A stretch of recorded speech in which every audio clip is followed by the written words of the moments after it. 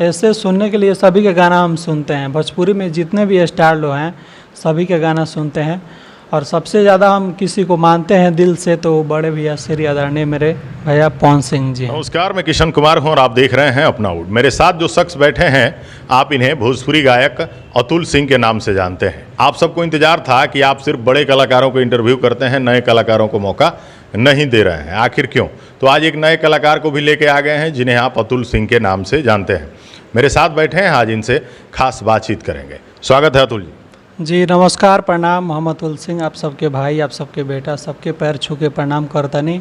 और अपना wood channel के जे भी देखे वाला श्रोतागण बा, भगवान स्वरूप जनता जनार्दन सबके प्रणाम करतनी। और आज हम बानी अपना वुड चैनल के ऑनर मालिक किशन भैया के पास में, बहुत ही अच्छा लगा था। किशन अतुल जी, अब तक आप कौन कौन सा गाना गाए हैं? आप एक भोजपुरी गायक हैं, इन दिनों सावन भी चल रहा है और सावन में क्या क्या लेके आ रहे हैं पब्लिक के लिए, बता दीजिए। जी, हम अभी तक लोकगीत, होली सॉन्ग, छठ गीत बहुत बढ़िया बढ़िया गाना गाए हैं, मगर उस पर व्यू नहीं मिला है, क्योंकि अच्छा गाना गाए हैं, उसके चलते व्यू नहीं मिला है। मतलब आप भी ढोड़ी चोली गाते तो हिट हो गए होते? जी, अभी ढोड़ी चोली हम भी गाते तो अगर व्यू मिलता। काहे नहीं गाते हैं? व्यू भी मिल जाएगा, हिट भी हो जाइएगा। वो मेरा संस्कार ही नहीं है।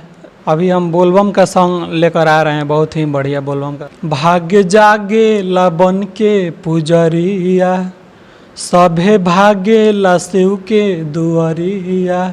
भाग्य जागे ला बन के पुजरिया, सभे भागे ला शिव के दुआरिया।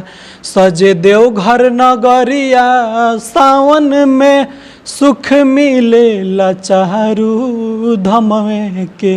ना मांगे शिव से कांवरिया, खजाना दीवाना हवे नमवे के। चलिए, ये तो हो गया कांवर भजन, और सावन के महीने में आप कुछ नया लेकर आ रहे हैं।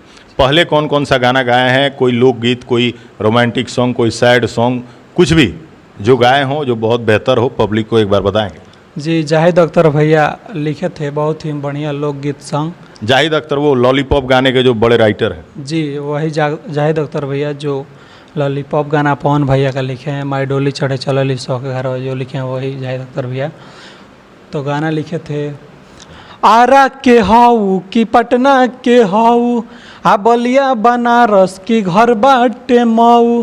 आ बाबूजी तोहर खोजत बाड़े लइका, अरे हर चीज में होखे ट्रेंड हो, हर चीज में होखे ट्रेंड हो।